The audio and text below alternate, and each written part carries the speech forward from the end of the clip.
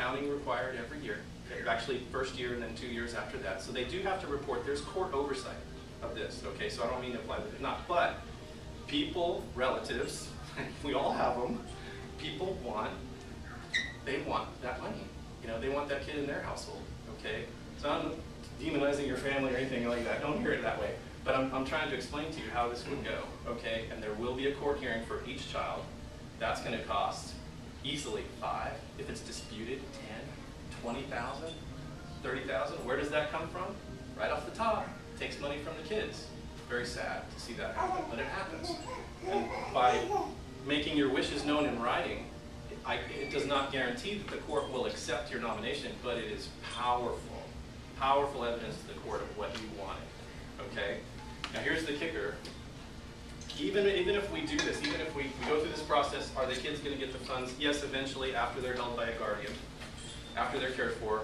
And then when the kid turns 18, what happens to all of this? $113,000 per kid. They're going to use up a little bit of it, but it's also going to be an interest-bearing account. It's going to grow. And so they may end up actually having more by the time they turn 18 than what's here. Depends on how the accounts do and how wise the money manager is. And so when they turn 18, that guardianship goes away and the money flows. And that, when I meet with families that have minor children, and for myself, when I first did my own, and I was going through school and trying to figure all this out, I thought, you know what, I don't really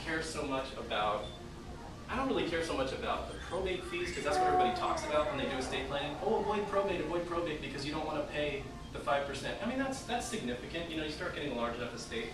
It's really sad to see that money go out in court costs and attorney's fees and things like that. But what bugged me was, I don't want my kids turning 18 and getting $100,000. I'm like, man, that makes me uncomfortable. Now, you guys can do the math in your own heads and just look at this and go, okay, maybe your house is $400,000. Maybe you have $100,000 equity. Maybe you've got, you know, life insurance policy